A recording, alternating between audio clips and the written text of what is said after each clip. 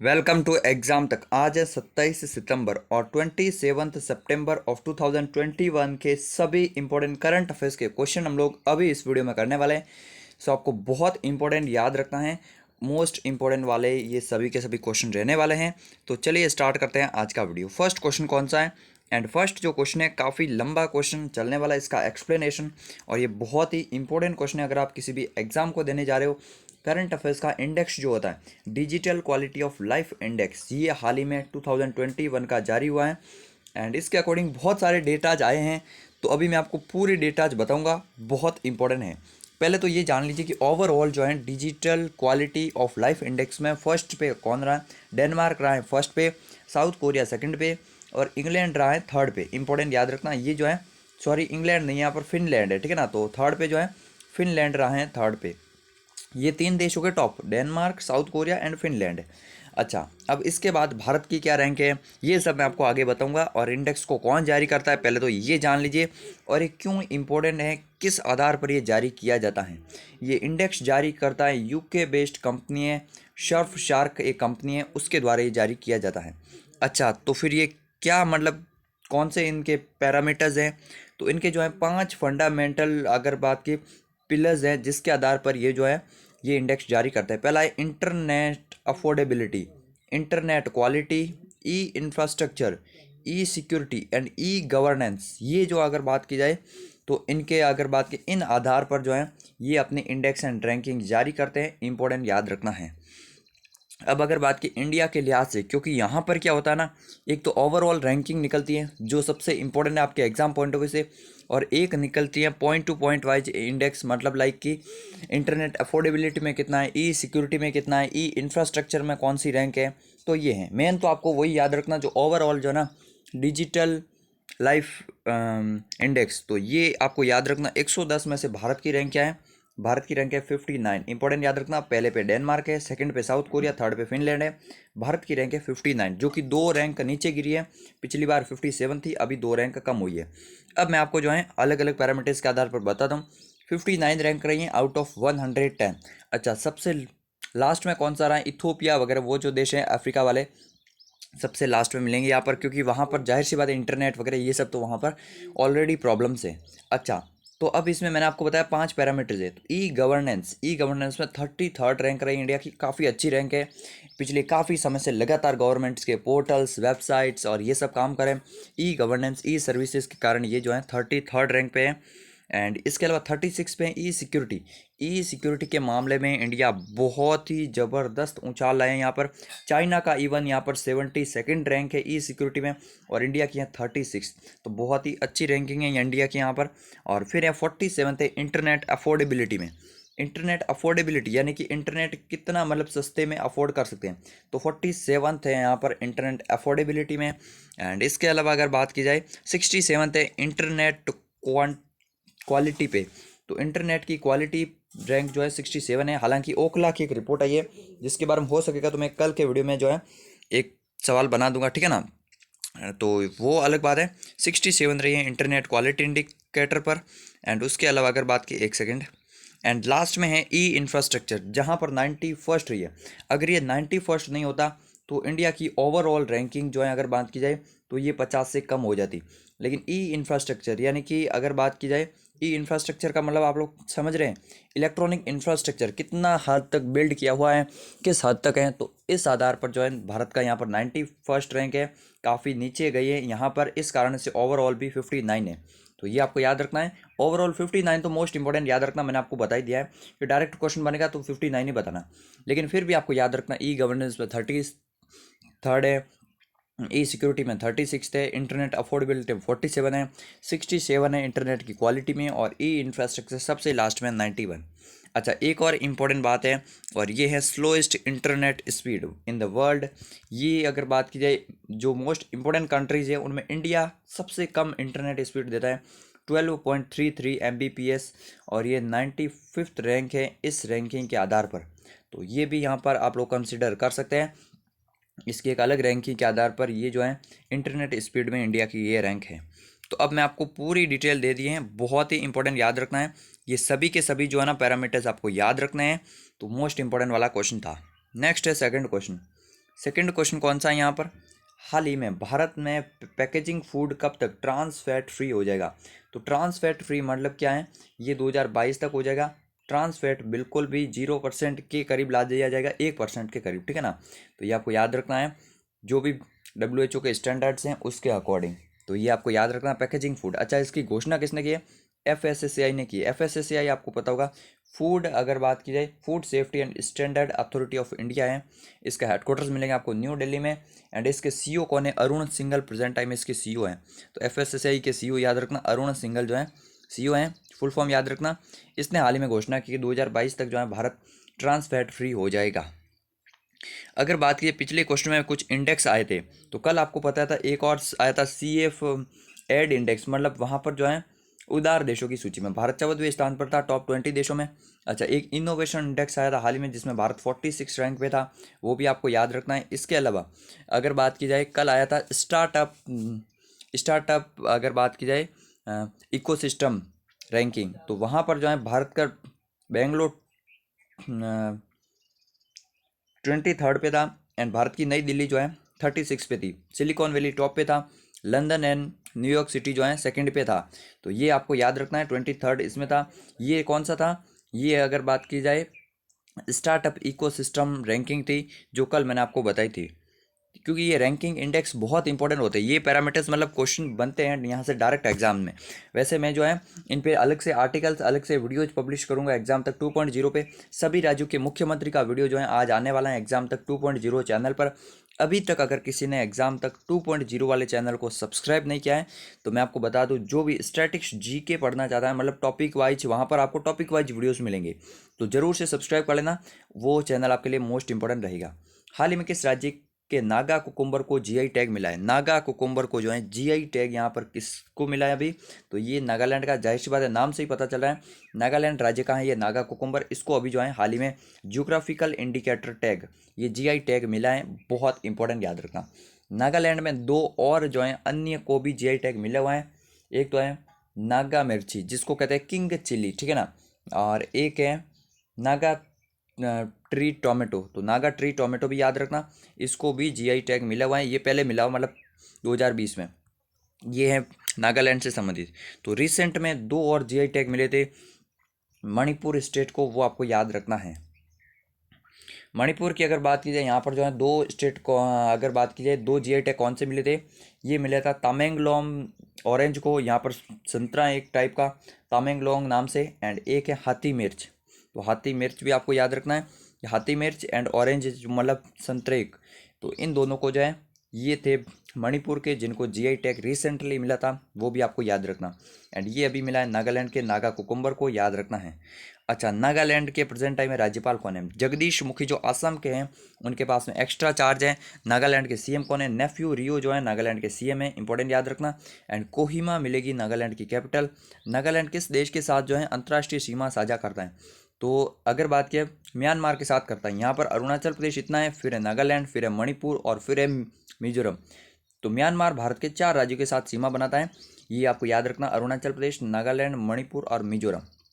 इसी तरह से सीक्वेंस में आपको याद रखना, ताकि आप कंफ्यूज नहीं होने कि मतलब मणिपुर ऊपर है, नागालैंड ऊपर है, कौन से मतलब मैप में आपको याद रखना है अरुणाचल प्रदेश, नागालैंड, मणिपुर, मिजोरम, इस तरह से, ठीक है ना।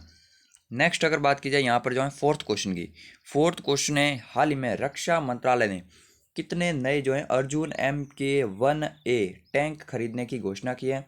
ये आपको बहुत इंपॉर्टेंट याद रखना, अर्जुन टैंक, वही अर्जुन टैंक जहाँ पर प्रधानमंत्री नरेंद्र मोदी जी बैठे थे, ठीक है ना। तो अर्जुन टैंक जो है ना, ये खरीदने की घोषणा की अभी 118 टोटल, बहुत इंपॉर्टेंट याद रखना, 118 नए अर्जुन टैंक जो है भारतीय सेना में शामिल किए जाएंगे। एंड इनको कौन, इनका मतलब कहाँ पर इनका निर्माण किया जाएगा या किस देश से लाए जाएंगे, तो ये होंगे 100% मेड इन इंडिया, इंपॉर्टेंट याद रखना है। एंड कहाँ पर बनाए जाएंगे, तो ये बनाया जाएगा heavy vehicle factory, heavy vehicle factory है चेन्नई में, वहाँ पर बनाया जाएगा, आपको इंपॉर्टेंट याद रखना है। गवर्नमेंट कंपनी ही है हैवी व्हीकल फैक्ट्री, जहाँ पर ये सब जो है अर्जुन टैंक्स बनाए जाएंगे। अच्छा, जो मैंने आंकड़े लिखे हैं ना यहाँ पर 3, ये भी इंपॉर्टेंट है। राफेल विमान कितने आए थे, 36 आए थे राफेल विमान। 57 कौन से आने वाले हैं, C295A जो हैं, ये अगर बात के ट्रांसपोर्ट एयरक्राफ्ट आने वाले हैं। जर्मनी की कंपनी है रेड बस, जहां से आने वाले हैं यूरोपियन कंट्री से, स्पेन से। तो ये आपको बहुत इंपॉर्टेंट याद रखना, हाल ही में इसका भी बहुत बड़ा एग्रीमेंट हुआ है। और अभी 118 जो हैं ये टैंक आने वाले हैं। ये तीनों के तीनों बड़े इक्विपमेंट्स हैं इंडिया के लिए, एयरफोर्स आर्मी के लिए, और ये काफ़ी अच्छी बात है। अगर बात की जाए भारत के रक्षा मंत्री की, रक्षा मंत्री कौन है प्रेजेंट टाइम में? रक्षा मंत्री है भारत के राजनाथ सिंह, इंपॉर्टेंट याद रखना है। एंड अगर बात की जाए, राजनाथ सिंह ने हाल ही में जो डीआरडीओ द्वारा निर्मित की गई medium range surface to air missile MRSM का जो है पोखरण से जो है अगर बात की जाए, इसको भारतीय वायुसेना में शामिल किया है, वो भी आपको याद रखना हाल ही में रिसेंटली। एंड राजनाथ सिंह जो है लखनऊ से हैं सांसद, वो भी याद रखना है। इनकी कॉन्स्टिट्यूंसी भी पूछी जा सकती है, लखनऊ है इनकी कॉन्स्टिट्यूंसी। उत्तर प्रदेश के ये कभी मुख्यमंत्री भी रह चुके हैं, बीजेपी के अध्यक्ष भी रह चुके हैं, किसी को नहीं पता तो बता दूँ। बाकी यही था इंपॉर्टेंट क्वेश्चन इस क्वेश्चन का, ठीक है ना। एंड ये जो पूरी की पूरी डील होगी ना, ये होगी लगभग अगर अराउंड बात की जाए 7,523 करोड़ रुपए की, जो कि इंडियन आर्मी में 123, अगर बात की 118 आने वाले अर्जुन टैंक। नेक्स्ट है यहाँ पर पांचवा क्वेश्चन। एंड पांचवा क्वेश्चन कौन सा है? हाल ही में किस संस्थान द्वारा जारी होने वाली जो ईज ऑफ डूइंग रैंकिंग है, आपको पता होगा ease of doing business ranking जो भी है, इसको बंद करने की घोषणा कर दी है वर्ल्ड बैंक ने हाल ही में। अच्छा, ये रैंकिंग बंद क्यों करेगी? कोई तो और रैंकिंग खोलता है, ये बंद क्यों कर रहे हैं? तो यहाँ पर चाइना और भी कम, और भी जो है कई सारे देश ऐसे हैं जो अपने डेटास को ट्रांसपेरेंट तरीके से इनके साथ शेयर नहीं करते हैं, और इस कारण से इस इंडेक्स का ज़्यादा कोई मतलब नहीं रह जाता। इसी कारण से वर्ल्ड बैंक ने फैसला लिया है कि ईज ऑफ डूइंग रैंकिंग को जो है अब वो रिलीज नहीं करने वाले हैं। तो बहुत इंपॉर्टेंट याद रखना क्वेश्चन बनेगा, ईज ऑफ डूइंग जो रैंकिंग है ये किसके द्वारा जारी की जाती थी? ये वर्ल्ड बैंक के द्वारा जारी की जाती थी, अब नहीं की जाएगी। वर्ल्ड बैंक भी यूएनओ का ही पार्ट है, ये भी आपको याद होना चाहिए। एंड वर्ल्ड बैंक का हेडक्वार्टर्स मिलेंगे आपको वॉशिंगटन डीसी में, ठीक है ना। तो वॉशिंगटन में मिलेंगे इसके हेडक्वार्टर्स, जहाँ पर हमारे प्राइम मिनिस्टर गए थे, क्वाड का समिट भी हुआ था। उसके अलावा उन्होंने जो है 1-to-1 मीटिंग भी की थी with the Australian prime minister, Japanese prime minister, ये आपको याद रखना है। वॉशिंगटन डीसी जो है ये मिलेगी आपको पोटोमेक रिवर के किनारे, ये भी याद रखना है। ये है यूएस की जो है अगर बात की जाए, यूएस की कैपिटल है पोटोमेक रिवर के किनारे Washington DC. And world bank की स्थापना हुई थी 1945 में। डेविड मालपास जो हैं ये हैं वर्ल्ड बैंक के प्रेजेंट टाइम अध्यक्ष। तो ये इंपॉर्टेंट है। एंड आईएमएफ क्या है? आईएमएफ है अगर बात की जाए इंटरनेशनल मॉनेटरी फंड, इसका भी हेडक्वार्टर वॉशिंगटन में मिलेगा। इसकी भी स्थापना 1945 में हुई थी। डब्ल्यूएचओ एंड डब्ल्यूटीओ का हेडक्वार्टर्स मिलेगा आपको जेनेवा स्विट्जरलैंड में, इंपॉर्टेंट याद रखना है। अब नेक्स्ट अगर बात की जाए यहाँ पर जो है छठे क्वेश्चन की, सिक्स क्वेश्चन कौन सा है? ये है हाल ही में जो है भारतीय सेना 26 से 29 सितंबर तक कहाँ पर विजय सांस्कृतिक महोत्सव का आयोजन करने वाली है। विजय सांस्कृतिक महोत्सव ये आयोजित किया जाने वाला है कोलकाता में, आपको इंपॉर्टेंट याद रखना है। कौन आयोजित करेगा? तो भारतीय सेना इसको आयोजित करेगी। क्यों आयोजित करेगी? आपको पता होगा 1971 वॉर में इंडियन आर्मी का बहुत बड़ा रोल था बांग्लादेश को आज़ाद कराने में, पाकिस्तान से युद्ध में। बहुत ही मतलब बड़े स्केल पर जो इंडियन आर्मी का बहुत ही ज़्यादा योगदान था। उस समय हमारे अध्यक्ष कौन थे? सेनाध्यक्ष तो जनरल करियप्पा थे। एंड 71 के युद्ध को भी जो 50 साल हो चुके, तो उसी के लिए जो है अगर बात की जाए यहाँ पर विजय सांस्कृतिक महोत्सव मनाया जा रहा है। आपको पता होगा 3 से 16 दिसंबर तक, मतलब 13 दिनों के अंदर जो है पाकिस्तान के 2 टुकड़े हो गए थे, बांग्लादेश अलग देश बन गया था, ये आपको याद रखना। तो अभी जो है उसी की याद में जो है विजय सांस्कृतिक समारोह ये कोलकाता में आयोजित किया जाएगा रिसेंटली, आपको याद रखना।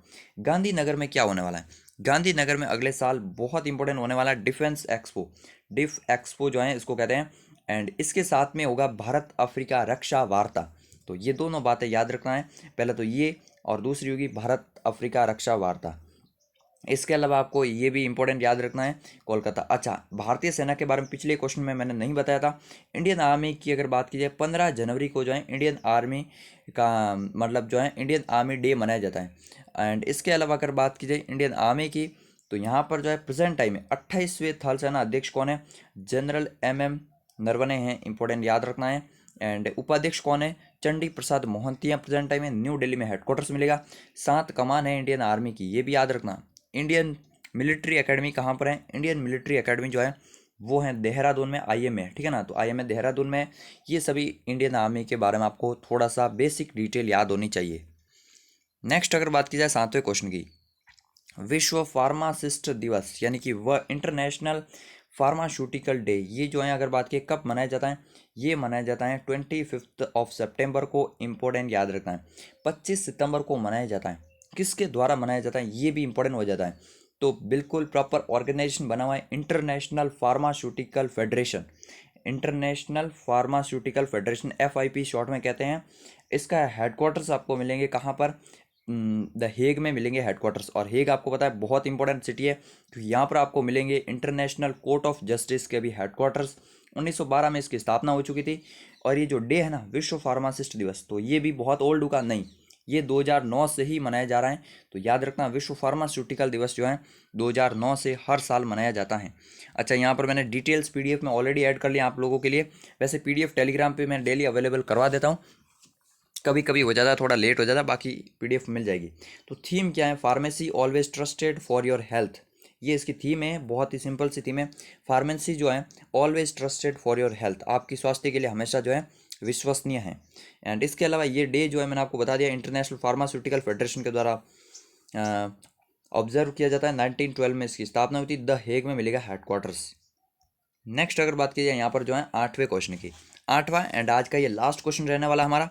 हाल ही में चंद्रमा के दक्षिणी ध्रुव पर स्थित एक क्रेटर, क्रेटर मतलब क्या होता है, एक प्राकृतिक गड्ढा कह सकते हैं, इसके इसका जो नाम है ये किसके ऊपर रखा गया है, तो ये अल्फ्रेड नोबल नहीं है, ये है मैथ्यू हैंसन के नाम पर। बहुत इंपॉर्टेंट याद रखना। अच्छा, मैथ्यू हैंसन कौन है, इनका क्या योगदान है। मैथ्यू हैंसन मैं आपको बता दूं, आर्कटिक, आर्कटिक आपको पता है ये जो धरती है हमारी, ऊपर वाला जो एरिया ना उसको आर्कटिक कहते हैं। तो यहाँ पर नॉर्थ पोल, आर्कटिक, ये वाला क्षेत्र जो है ना, इसकी खोज करता जो है मेन मैथ्यू हैंसन ही थे। जब रॉबर्ट पियरी ने उत्तरी ध्रुव की खोज की थी ना, तो इनके साथ मैथ्यू हैंसन भी जो है कई बार अभियान पर गए थे ये मैथ्यू हैंसन। सो मैथ्यू हैंसन जो है अगर बात की है आर्कटिक की खोज करने वाले, इनको कहा जाता है मैथ्यू हैंसन को। इनके नाम पर ये जो है क्रेटर का नाम रखा गया है, जो कि चांद के साउथ पोल पे है। साउथ पोल आपको याद होगा, चंद्रयान 2 हम लोग वहाँ पर उतारना चाहते थे, सबसे मुश्किल हालात वहाँ पर हैं, नहीं उतर पाया था, लेकिन उम्मीद है कि अगली बार ज़रूर से हम लोग ये सफल कारनामा कर पाएंगे। तो ये आपको याद रखना।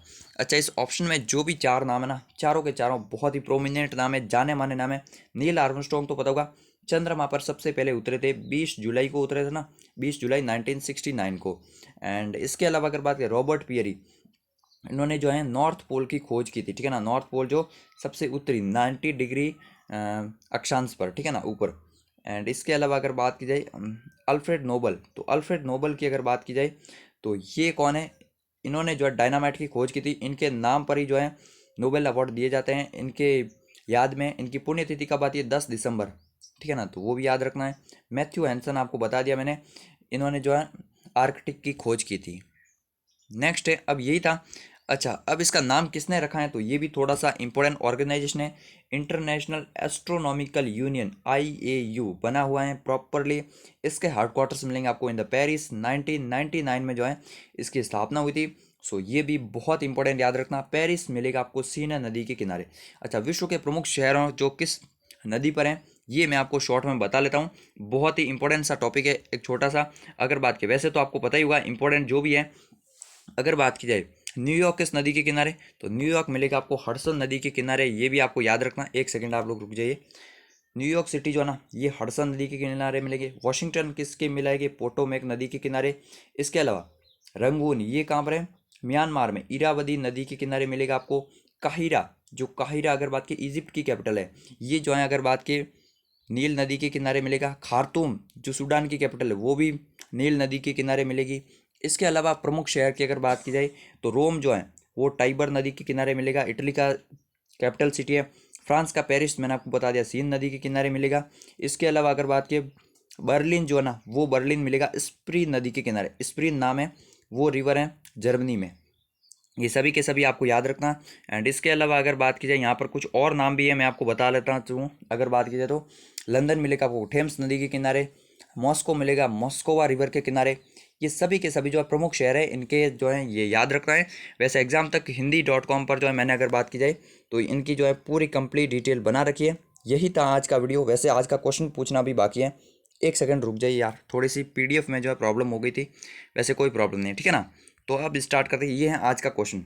आज का लास्ट क्वेश्चन कौन सा है, किस देश ने क्रिप्टो करेंसी पर प्रतिबंध लगा दिया है? तो क्रिप्टो करेंसी पर किस देश ने ऑल टुगेदर बैन लगा दिया है, उस देश का नाम कमेंट बॉक्स में लिखिए। वैसे कई बार जो है ना ये पीडीएफ जो है ओपन नहीं हो पाती, कई बार कुछ भी हो जाती टेक्निकल इशू। आप लोग कंप्लीट देखिएगा, ठीक है ना, ताकि आपको जो है हमेशा जुड़े रहे, एकदम से आपको पता चलता रहे। यही था आज का वीडियो। जय हिंद, जय भारत।